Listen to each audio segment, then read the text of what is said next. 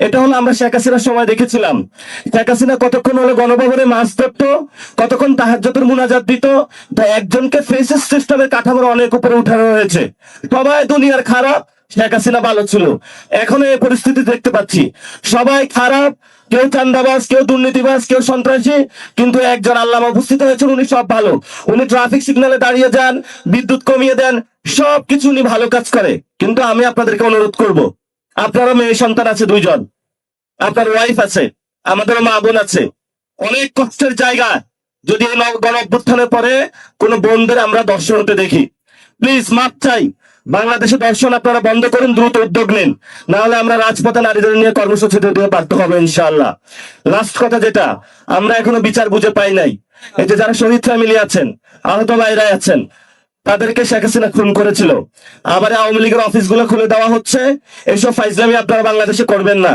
যদি আপনারা ফাইজলামি করতে চান, তাহলে কিভাবে হলো আপনাদেরকে সাইজ করতে হয় সেটাও আমরা জানি।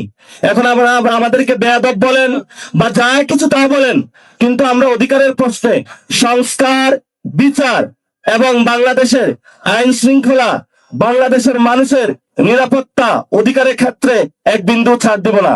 এটা আমাদের স্ট্রেট ফরওয়ার্ড কথা। এবং আপনারা যদি আসেন, রাজপথে লড়াই হবে, কিন্তু আমরা এই ক্ষেত্রে এক বিন্দু ছাড় দিতে রাজি না। এজন্য যারা আপনারা আজকে ইফতার মাহফিলে উপস্থিত হয়েছেন, লড়াই মাত্র শুরু হয়েছে, ইনশাল্লাহ লড়াই চলবে। তবে আমরা তাদেরকে একটু সুযোগ দিচ্ছি।